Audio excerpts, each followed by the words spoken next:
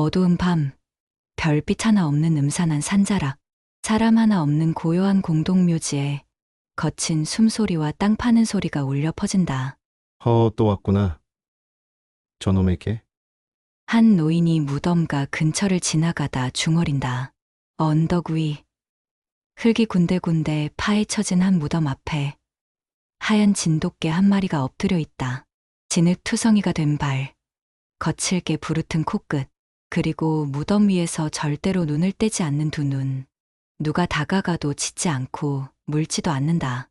하지만 오직 이 무덤 위에서만 백구는 매일 밤 같은 행동을 반복한다.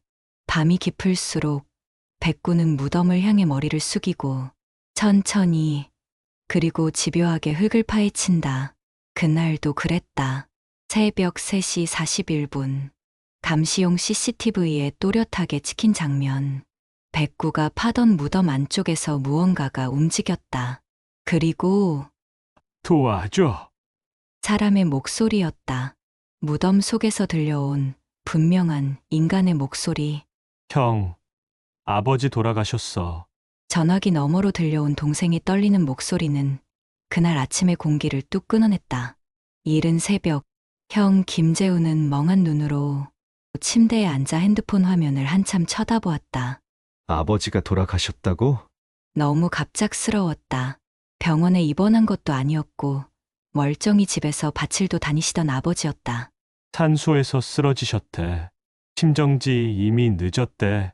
그렇게 김재훈의 아버지 김만식 씨는 자신이 매일같이 찾아가 돌보던 아내의 산소 앞에서 조용히 숨을 거뒀다. 그 자리는 부인이 세상을 떠난 뒤 매일같이 올라가던 언덕이었다. 직접 풀을 뽑고 제초제 대신 손으로 돌을 치우고 잔디를 깎던 그곳. 그의 손은 언제나 그 산소를 닦고 있었다. 말없이 묵묵히. 그런 그가 아내의 산소 옆에서 그대로 주저앉은 채 발견되었다. 그 누구도 곁에 없었다. 말을 전해줄 사람도 손을 잡아줄 사람도.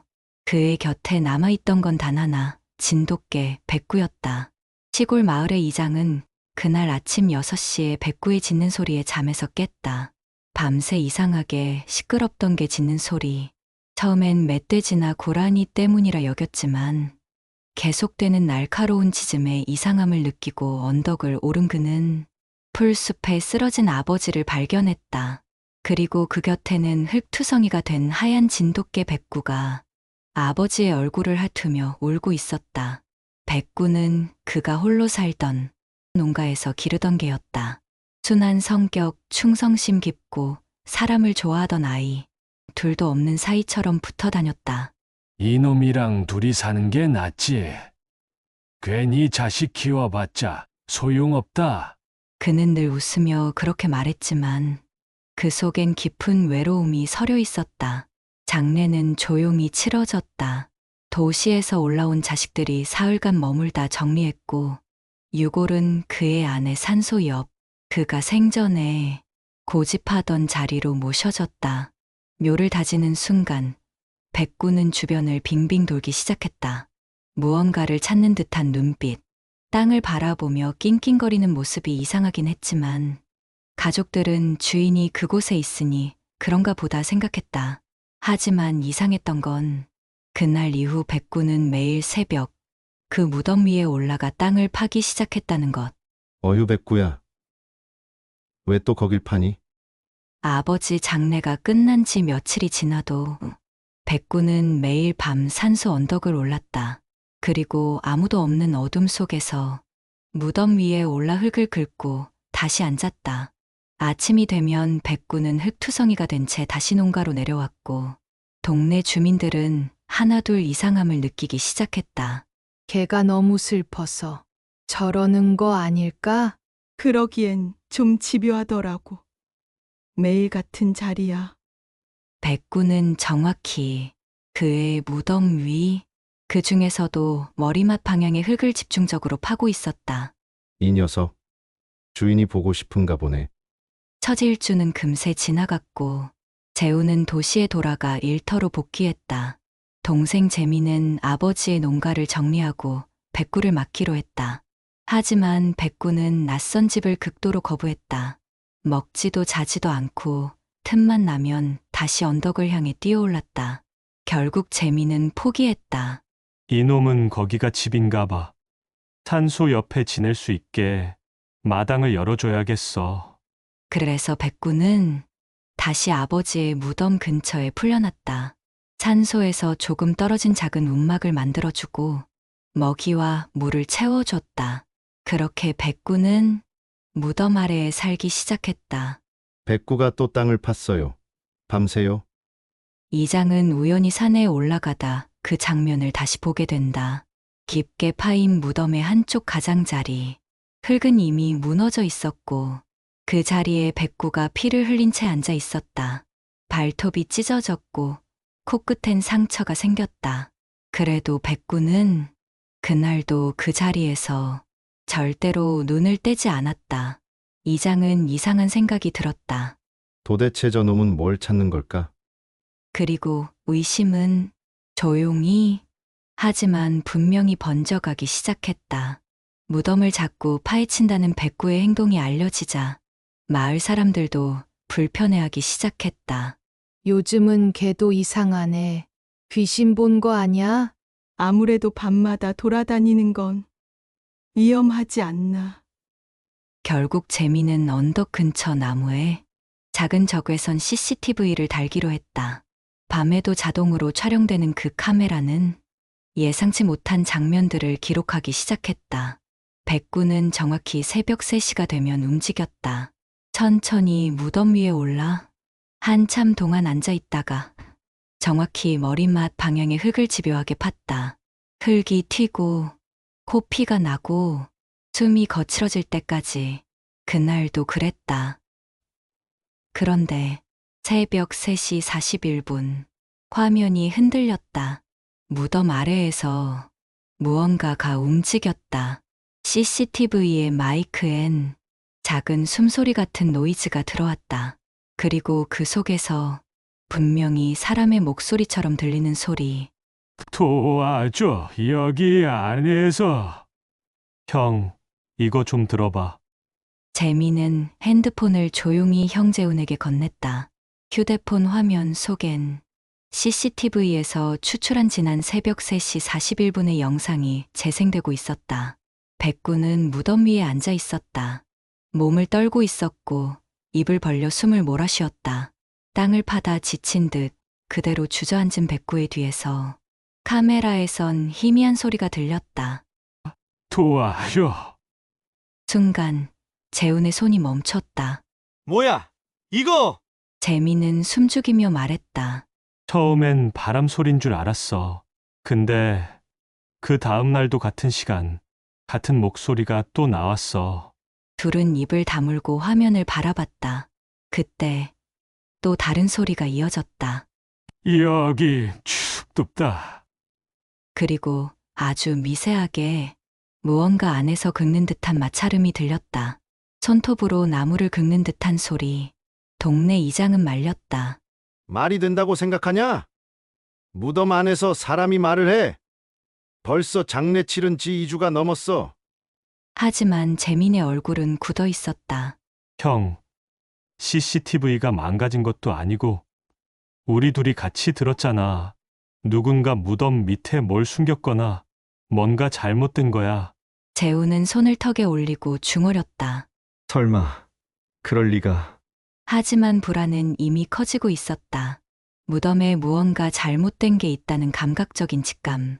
그리고 무엇보다도 백구가 미쳐 날뛰기 시작했다는 것.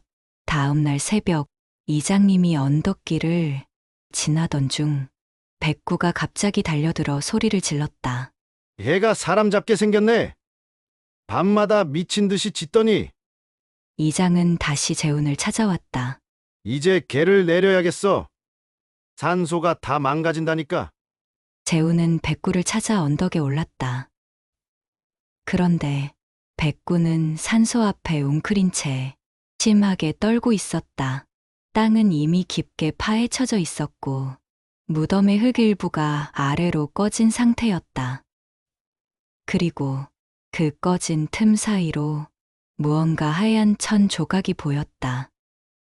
재우는 손을 뻗어 그것을 꺼냈다. 천은 붉게 얼룩져 있었고 묘하게 끈적거렸다. 피였다. 말라붙은 피. 형 저거 관에 들어있던 수리애 아니야? 재민의 말에 재우는 더 이상 버틸 수 없었다. 가족은 결국 결정을 내렸다. 합법적인 허가를 받아 무덤을 부분적으로 다시 열어보기로 했다. 며칠 후 마을 장의사와 함께 작은 포클레인이 올라왔다. 재우는 손으로 무덤 흙을 만지며 중얼거렸다. 아버지가 그곳에 계신 게 맞긴 한 건지.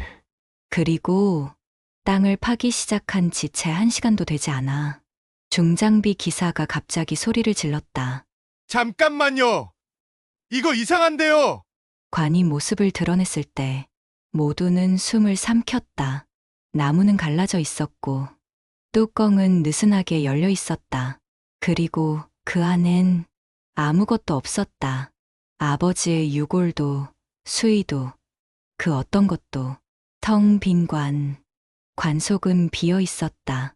누군가 훔쳐갔다기엔 흙은 자연스레 쌓여 있었고 주변엔 별다른 흔적도 없었다. 하지만 분명히 말할 수 있었다. 아버지는 그곳에 없었다. 비어 있던 관, 그 앞에 선 재훈과 재민, 그리고 마을 이장. 모두가 말이 없었다. 누가, 왜, 이걸? 재훈의 말은 허공에 퍼졌다. 누군가 관을 파내고 시신을 훔쳐갔다고 보기엔 흙은 그대로였다. 발자국도 없었고 흔적도 없었다. 무덤 속 관만 비어 있었다. 이거 경찰에 바로 신고하자! 재민이 입을 열었고 재훈은 입술을 깨물며 고개를 끄덕였다. 하지만 그날 밤 그들은 다시 후회할 선택을 하게 된다. 포클레인을 내리고 마무리 정리를 한 후 재훈은 혹시나 하는 마음에 CCTV를 다시 확인했다. 아무것도 없었을 텐데. 하지만 3시 41분 또 그 시간이 되자 카메라 화면엔 익숙한 장면이 비춰졌다. 백구가 산소 옆에 웅크린 채 앉아 있다. 눈을 부릅뜬 채 숨을 멈춘 듯. 그리고 여기 있어. 이번엔 분명한 남자의 목소리. 재훈의 핸드폰을 들고 있던 손이 떨렸다. 날 꺼내줘. 그 순간 화면 속 백구가 벌떡 일어섰다. 그리고 그가 향한 곳은 무덤이 아니라 무덤 바로 옆 풀숲 뒤편의 작은 흙언덕이었다. 거기서 백구는 사납게 짖기 시작했다. 그건 단순한 짖음이 아니었다. 경고였다. 그리고 공포였다. 다음 날 아침 재훈은 백구를 따라 그 언덕 뒤편의 풀숲을 살폈다. 설마. 불안한 예감은 틀리지 않았다. 백구는 입으로 풀을 물어뜯고 앞발로 흙을 파냈다. 몇 번의 동작 끝에 흙 아래서 무언가 단단한 물체가 부딪히는 소리가 났다. 멈춰! 백구! 내가 할게! 재훈이 손으로 흙을 젖히자 그곳엔 금속으로 된 작은 철문이 있었다. 낡은 자물쇠로 잠겨 있었고 흙더미와 잡초로 덮여 있어 눈에 잘 띄지도 않았다. 무슨 지하실? 재민이 뒤따라 도착했다. 두 사람은 아무 말 없이 서로를 바라봤다. 여기 아버지가 만들었나? 재민은 가까이 다가가 자물쇠를 당겨봤다. 녹이 슬어 쉽게 열리지 않았다. 도구 좀 가져와야겠어. 1시간 후 절단기와 장갑을 준비한 채 두 형제는 다시 철문 앞에 섰다. 기계가 자물쇠를 자르자 문은 철컥 소리를 내며 열렸다. 그리고 순간 악취가 코를 찔렀다. 썩은 물건, 곰팡이, 퀴퀴한 흙냄새, 그 모든 것이 뒤섞인 역겨운 공기의 덩어리. 둘은 숨을 멈추고 손전등을 들이밀었다. 그 안엔 계단이 있었다. 좁고 축축한 돌계단. 그리고 아래로 어둠 속으로 무언가가 그들을 기다리는 듯 조용했다. 조심조심 내려간 두 형제. 백구는 입구에 앉아 있었다. 결코 안으로 들어가려 하지 않았고 입만 꾹 다문 채 계속해서 뭔가를 막으려는 듯한 눈빛이었다. 백구야, 너 이 안에 뭐 있는 거 알고 있었니? 재우는 속삭이듯 물었다. 지뢰아실의 끝, 작은 방 하나가 있었다. 철창이 설치되어 있었고 그 너머엔 사람이 누워 있었다. 재민이 눈을 부릅떴다. 그 사람은 움직이지 않았다. 형 아버지야! 형 진짜 아버지야! 재민의 목소리는 공포에 떨리고 있었다. 지하의 어두운 공간, 쇠창살 너머 축 늘어진 몸 하나, 틀림없이 돌아가신 줄 알았던 아버지 김만식이었다. 재우는 믿을 수 없다는 듯 철장을 붙잡았다. 아버지! 입 안에서 아무 말도 나오지 않았다. 그저 내가 이 상황을 이해하려고 필사적으로 돌아가고 있었다. 죽은 줄 알았던 아버지가 비어있는 관 대신 이 지하실에 쇠창살 안에 갇혀 있었다. 왜 여기에 있어요, 아버지? 철문은 녹슬었지만 안쪽에서 잠겨 있던 건 아니었다. 재민이 급히 문고리를 돌리자 문은 삐걱 소리를 내며 열렸다. 그리고 그 순간 아버지의 눈동자가 천천히, 정말 천천히 떨리며 움직였다. 재훈이냐? 그 목소리, 희미했지만 분명히 아버지 김만식의 것이었다. 아버지! 살아 계셨던 거예요! 재우는 무너져 내리듯 주저앉았다. 눈물이 쏟아졌고 재미는 떨리는 손으로 아버지의 맥을 짚었다. 약하지만 살아 있었다. 그는 죽은 게 아니었다. 살아 있었던 것이다. 아버지를 여기에 누가 가둔 거예요? 재미는 입술을 깨물며 손전등을 천장에 비췄다. 지하실은 단순한 창고가 아니었다. 벽면엔 방음을 위한 패널이 덧대어져 있었고 바닥엔 오래된 매트와 휴지, 플라스틱 용기, 음식물 찌꺼기들이 굴러다니고 있었다. 누군가 이곳을, 사람을 가두기 위한 공간으로 만든 거야. 재우는 백구가 짖던 이유를 떠올렸다. 무덤은 비어 있었다. 아버지는 묻히지 않았고 이곳에 살아있는 채로 갇혀 있었다. 그리고 그제서야 퍼즐이 맞춰지기 시작했다. 장례 당일, 재훈과 재미는 새벽 일찍 도착하지 못했다. 그날 장례 준비는 대부분 가족 같았던 동네 이장님께서 도맡았다. 이장님이 부고 알리고 화장장 예약까지 다 했잖아. 갑자기 떠오른 의심. 가족 중 누구도 직접 관 속 아버지의 얼굴을 본 사람이 없었다. 입관은 이장님이 혼자 처리했고 장례식장 안치실도 본 적 없었다. 그리고 무덤은 그날 오후 사람들 빠진 뒤 조용히 매장되었다. 재우는 중얼거렸다. 이장님이 아버지를 죽이려 했던 게 아니야. 가두려고 했던 거야. 그 새끼 아버지 명의로 뭐 한 거 같아. 며칠 뒤 재미는 구청과 등기소를 돌며 서류를 확인했다.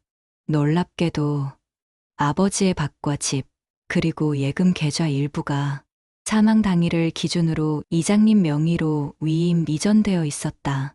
위임장엔 아버지 서명이 있었고 날짜는 장례식 이틀 전. 하지만 재훈과 재미는 확신했다. 저건 위조야. 이장님은 아버지를 지하실에 가두고 그를 죽은 사람으로 꾸며 장례까지 치렀다. 그리고 재산을 넘겨받은 뒤 사라졌다. 그걸 백구는 다 알고 있었던 거야. 매일 밤 백구가 짖었던 곳, 무덤 옆 지하실의 바로 위, 그곳에서 그는 갇혀있던 주인의 신음을 듣고 있었던 것이다. 그 누구도 알아채지 못한 소리를 백구만이 느낄 수 있었다. 그리고 그는 그걸 알리려 했던 것이다. 죽을 만큼 발톱이 찢어지고 몸이 상할 정도로 땅을 파면서도 그는 단 하루도 포기하지 않았다. 형 아버지 깨어나셨어. 재민의 목소리는 무거웠지만 안도에 젖어 있었다. 지하실에서 구조된 뒤 김만식 씨는 병원 중환자실에 입원했고 며칠 만에 정신을 차렸다. 어디냐? 말은 흐릿했지만 눈빛은 또렷했다. 아버지, 걱정 마세요. 우리가 찾았어요. 이제 괜찮아요. 그 말에 김만식은 눈을 감고 눈물을 흘렸다. 잠시 후 그는 겨우 입을 열었다. 백구. 그 이름 한마디, 모든 게 함축되어 있었다. 그 녀석이 나를 살렸어. 병원에 가기 전 재우는 다시 언덕을 올랐다. 백구는 여전히 그곳에 있었다. 하지만 어딘가 이상했다. 백구야? 백구는 몸을 웅크린 채 숨을 헐떡이고 있었다. 눈빛은 흐려졌고 흙에 묻은 입가엔 피가 말라붙어 있었다. 백구야. 너 왜 이래? 재우는 백구를 안아들었다. 그리고 그제야 알았다. 백구는 마지막 날 밤에도 무덤을 파다가 흙에 깔린 돌에 부딪혀 내상을 입었던 것이었다. 그는 자신이 다쳐가는 것도 모른 채 주인을 구하기 위해 끝까지 버틴 것이다. 재우는 백구를 병원으로 데려갔다. 수의사는 고개를 저었다. 많이 늦었습니다. 뼈가 부러진 채로 며칠이 지난 것 같아요. 재미는 조용히 백구 곁에 앉아 말했다. 미안하다. 백구야. 우리가 너무 늦게 눈치챘다. 백구는 힘겹게 꼬리를 흔들었다. 그리고 마지막으로 고개를 들고 재훈의 얼굴을 바라봤다. 그 눈엔 미련도 원망도 없었다. 오직 끝내 지켰다는 표정만 남아 있었다. 그렇게 백구는 조용히 눈을 감았다. 무덤 위에 작은 비석. 몇 달 뒤 언덕엔 작은 돌 하나가 새로 놓였다. 충견 백구 주인을 끝까지 지킨 진짜 가족. 재우는 무덤 앞에 앉아 백구가 좋아했던 삶은 달걀을 놓았다. 그 옆엔 김만식 씨가 직접 써내려간 편지가 함께 놓였다. 백구야.